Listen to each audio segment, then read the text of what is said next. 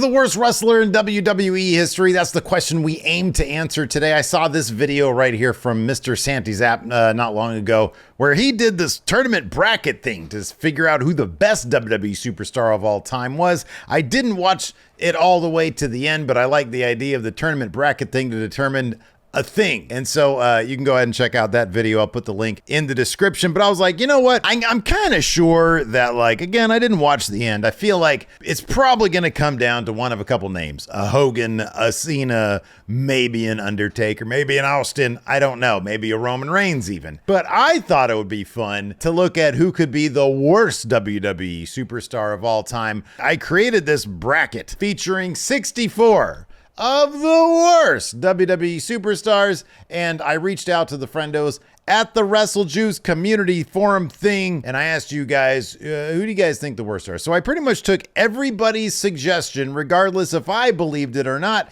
and I put it into this bracket, and then I went through history in WWE, and I filled out the rest of the bracket. So today we're going to figure out who the worst WWE superstar of all time was. And if I've left any of these superstars out that you feel are worse than any of the people on this list, then go ahead and drop them in the comments below. Also hit that subscribe button. And if you wouldn't mind, maybe give this video a thumbs up before we get started. And if you didn't like this video by the time we're done, guess what? You could always take that thumbs up away. A couple things to keep in mind. Number one, this is all tongue-in-cheek. It's in good fun. I don't know any of these people personally.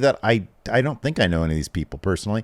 And so this isn't a reflection on their own character or moral fiber, unless, of course, we're talking about Iskray Nwabe, in which case, yeah, he's on here for a pretty good reason. Y'all know that reason. Anyways, let's go ahead and get started. First up, Brodus Clay and Nails. Oh boy, talking about moral fiber. I don't think Brodus Clay should be on here. You know what? So the idea is whoever moves on is the person who's worse. Nails beat up Vince McMahon, so that automatically makes him better than Brodus Clay. Brodus Clay is worse. He moves on. Next. Oh man, Mordecai versus Akeem, the Fighting Machine, who was a white dude who took on an African gimmick. He's worse than Mordecai, who actually would seem he was kind of cool. Mordecai's not terrible. I mean, he was suggested by one of the friendos, so that's why he's here. But I think Mordecai is a cool look. It's like Gangrel, but Brock Lesnar.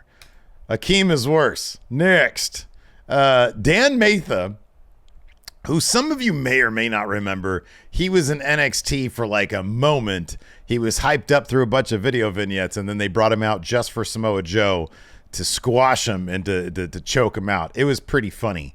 And then versus Heidenreich. This is kind of a tough one because Heidenreich did all sorts of Heidenreich's worse, I think. Dan Matha was just an unfortunate son of a bitch who got squashed out to Samoa Joe, and so they never really did anything else with him. I'm going to say Heidenreich's worse.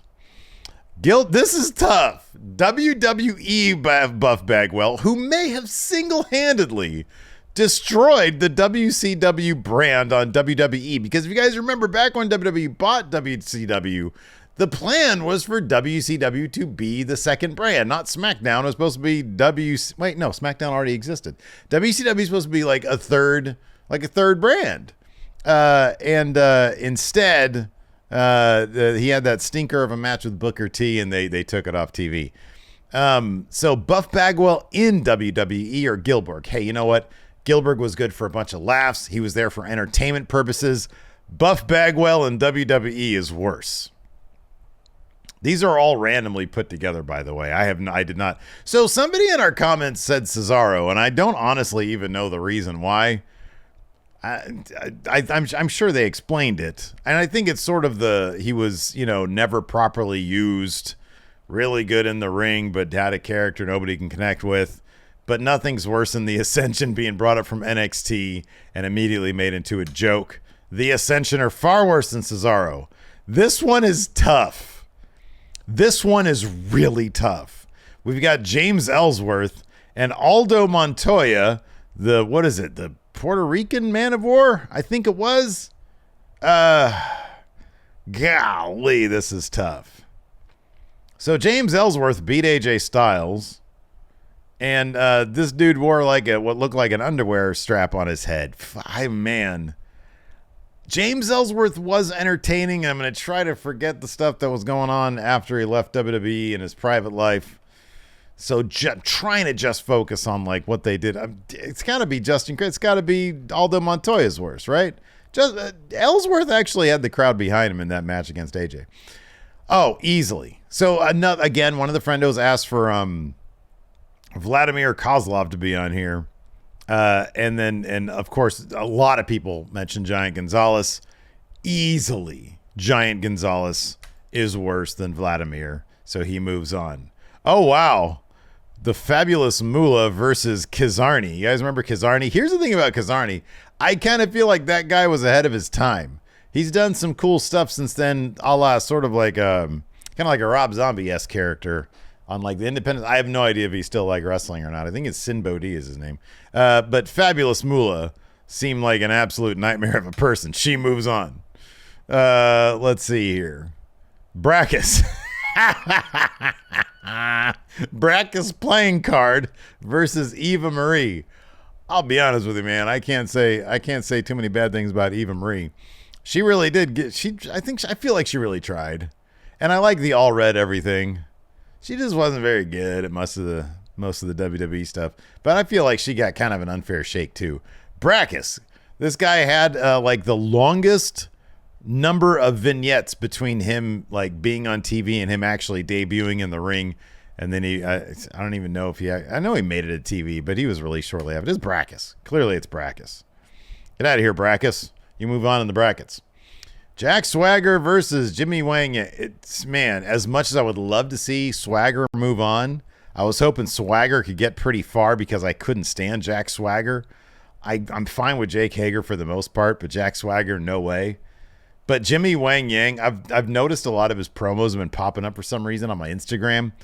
And the dude he was super talented, but my God, this stuff was so embarrassing and cringe. He moves on. Okay, so one of the friendos, I think sort of tongue-in-cheek, said who was worse, Jey Uso, for not appreciating Roman Reigns or Hulk Hogan. This is tough because Hulk Hogan, obviously, a big, like one of the biggest names who popularized professional wrestling in history, or Jey Uso, a guy that everybody loves right now and is one of the greatest tag team champions of all time. Who's worse? Probably Hogan, because again, I'm not trying to like focus on their outside of the ring stuff, but even in the ring, like there was too much Hulk Hogan. Hulk Hogan had for WrestleMania 9 alone, he should probably, I don't think Hogan's going to last very long. I'm surprised he's moving on to the second round, but I love Jey Uso too much to say he's worse than Hulk Hogan. Hulk Hogan's worse. He moves on. Kerwin White versus Mr. Kennedy. I know a lot of people like Mr. Kennedy. I put him in this tournament because I never saw the appeal. He was just a guy with a microphone. Kerwin White moves on. That gimmick was either genius or horrible. All right, so one of the friendos recommended Hade Vanson. I had to look this guy up. He had like a couple matches in FCW, and then he had one or two promos in WWE where they were supposed to debut him against The Undertaker. And he had a good look. He had a good promo. And then Vince McMahon just fired him because he was like, I don't want to have this dude go up against The Undertaker in his first feud. But he didn't, I guess, know what else to do with him, so he just let him go. Against Heath Slater, a guy who was pretty entertaining. And just trying to feed his kids, but he was also kind of a beat dummy. Who's worse? So I feel like Hade Vanson didn't really get a shot to prove that he was bad. And in fact, there was the distinct possibility he was pretty good. I'm going to say Heath is worse. Heath Slater's worse. He's probably like, oh, this is tough. You have the Godwins, a horrible stereotype of Southern men, and Luther Reigns, who I honestly don't even know. Just big Jack dude. He's worse. It's Luther Reigns. He's worse. The Godwins, I feel like were kind of entertaining, and we got Naked Midian from the Godwins. So Luther Reigns is worse. Next up. Oh man. Oh, this is a tough one. Gene Snitsky, whose catchphrase, "It wasn't my fault," was, I think, because, that was probably bad. And then Lord Tensai, who was just, it's Tensai. To me, it's Tensai. I think Snitsky was pretty entertaining. And as much respect as I have for Matt Bloom for being like an NXT coach and everything, Tensai was terrible. I know he went to Japan and had great success there, but to me, it was always like, oh, it's just Albert, but he's supposed to be like Japanese? I don't know. Tensai's worse. Oh, wow, this is hard. Warrior versus Virgil. Who's worse? So, of course, Warrior, the guy to dethrone Hulk Hogan. And then Virgil, the guy who tried to help DiBiase. Boy, this is a tough... Boy, they can't both move on? Ultimate Warrior, oh, God. He had those promos that were so... But Virgil, man... Oh, man. Okay, who's worse? I mean, in the ring? In the ring, you got to say Virgil was worse. And I hate doing that, but man, I'm trying. Oh, man. Okay, here we go. Oh, wow. Okay, so we're already still on this side of the bracket. Okay, we still have to do the other side of the bracket. All right, so moving on here to the, semi-quarterfinals, whatever. Who's worse, the Funkasaurus or Akeem, the African Dream? See, the thing about the Funkasaurus is that I think that he was actually relatively over. Plus, he gave Naomi a spotlight, or at least his act gave Naomi a spotlight. Akeem, I think he was also the one-man gang, wasn't he? Heidenreich or WWE Buff Bagwell? Heidenreich did much worse things. Heidenreich moves on. Oh, God. This is tough. The Ascension at least had some comedic, funny bits with the fashion police, whatever they're called, the fashion detectives, Breezango and Tyler Breeze. At least they had some funny stuff with them. Man of War moves on. Giant Gonzalez versus Fabulous Moolah.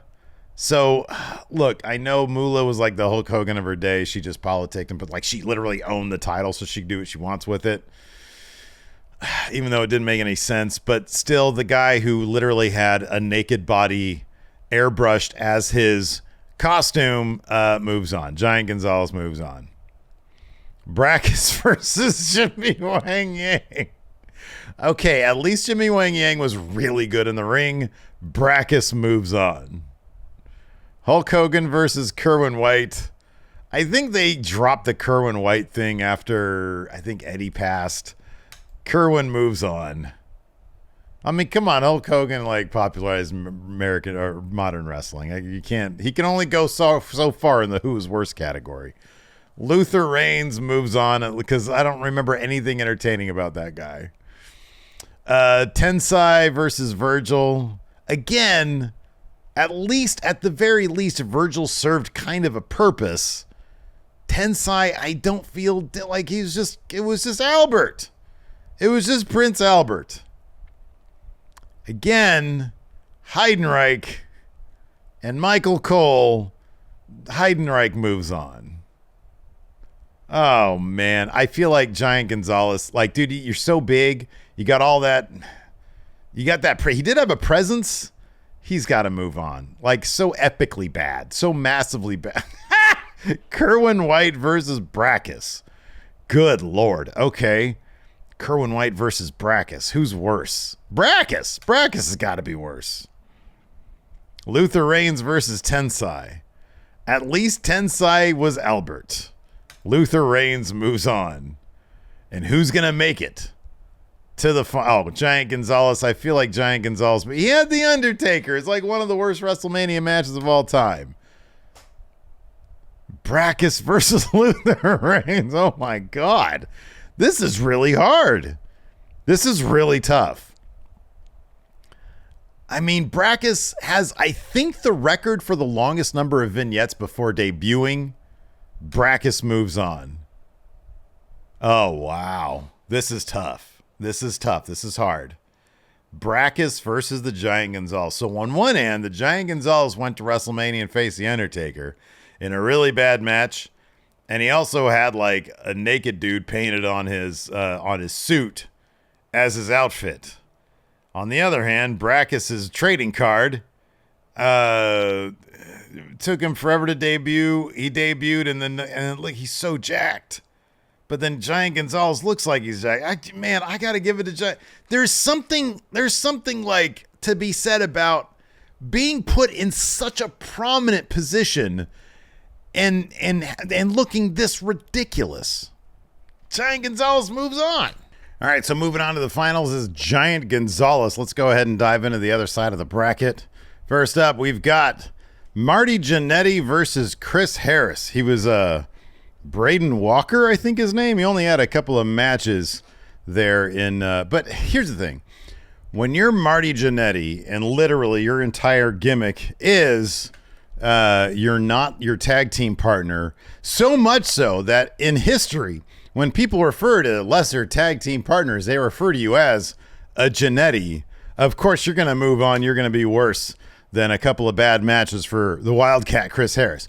One of the friendos here mentioned Stone Cold Steve Austin as one of the worst because like he's become the benchmark for all great wrestling and too many people want him or his type of thing to I didn't really understand the logic, but I put everybody in the comments in the community tab wanted me to put in, so he doesn't move on. Drew Carey moves on, even though he gave us some pretty entertaining moments.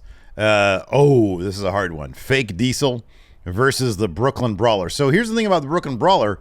The entire point of his character was to lose. He was a jobber. He was a very famous jobber. They really don't do enough like sort of obvious jobber characters anymore.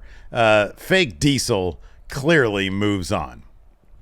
So this is another tough one. You got Deuce and Domino, a couple of guys inspired by the decade of the 1950s, or Happy Days, which also is inspired by the 50s, or, in the words of the friendo who suggested him, that one cocaine dealer guy who just showed up for a couple of matches. And I think that was Jesus. I think he was referring to Jesus, the guy who stabbed John Cena at a nightclub. I'm sorry, but that shit's too funny. He moves on. Deuce and Domino, at least they had a gimmick. This is another tough one. So WWE brought in Shane Douglas, who famously sort of created ECW, at least on camera he did. And then after he did that, they brought him in with a teacher gimmick, a really goofy teacher gimmick, as sort of the latter part of the new generation, moving into the Attitude Era. But we weren't there yet. It was still new generation with goofy gimmicks. And then Cameron, the other Funkadactyl, who didn't know that you had to put somebody on their back in order to pin them. Dean Douglas moves on. I kind of feel like he's worse.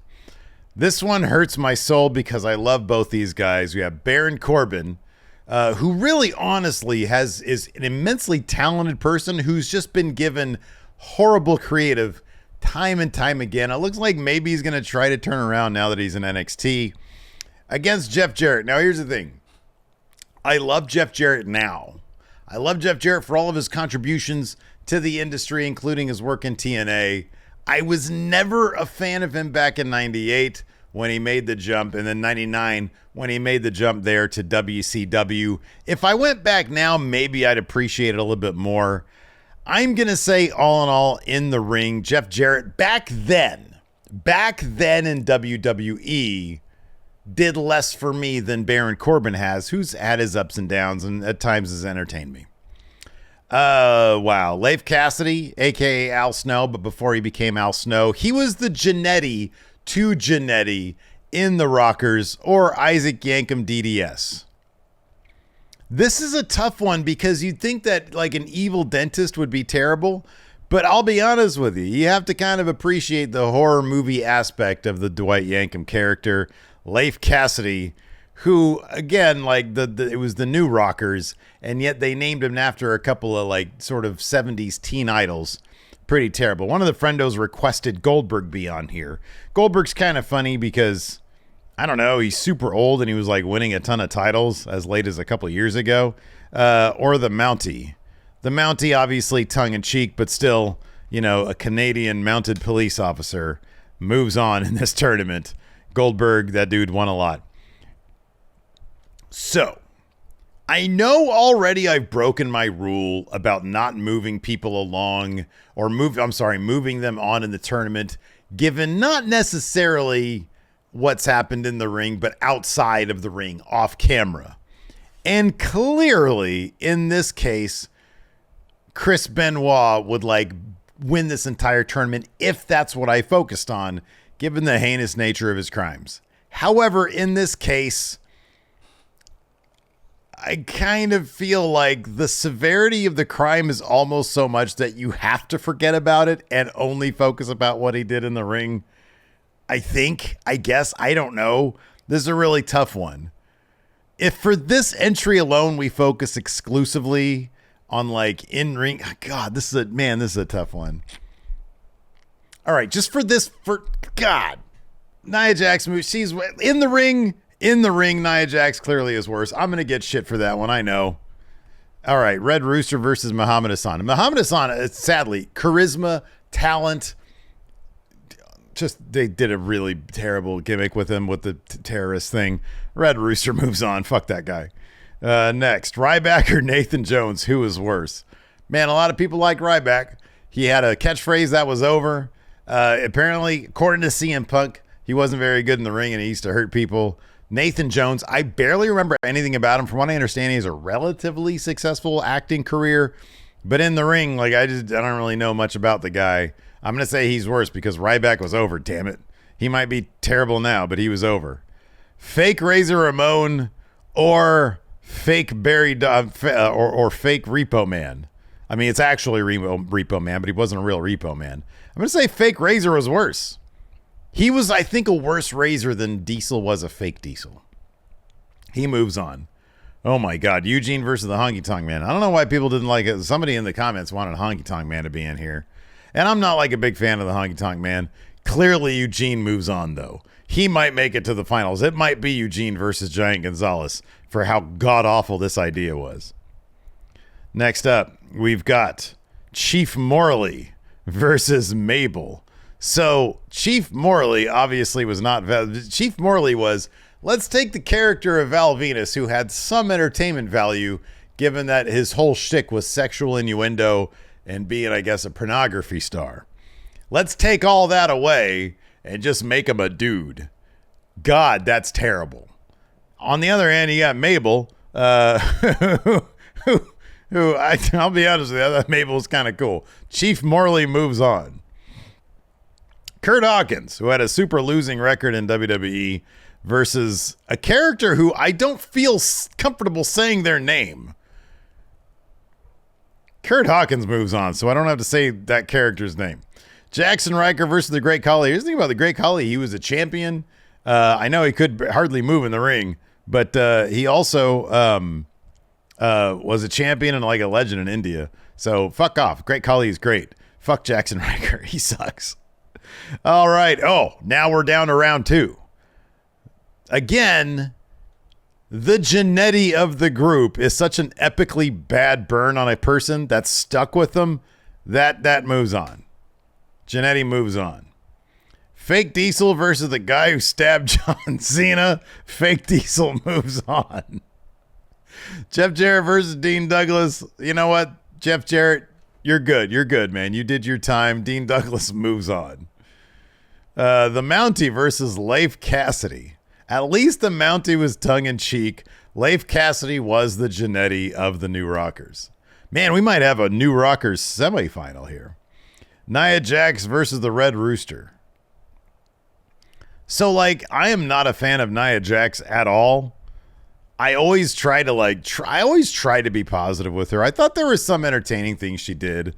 I don't fucking know if Red Rooster did anything entertaining. Fuck that guy. He moves on. Fake Razor Ramon versus Nathan Jones. At least Nathan Jones had a movie career after wrestling. He rarely wrestled. Fake Razor Ramon moves on because how are you going to be a fake version of the iconic Scott Hall? Get out of here with that. Chief Morley versus Eugene. As much as I don't like Chief Morley, Eugene moves on. Man, this is going to feel like the Western Conference Finals from like years ago when it was like the real finals of the NBA.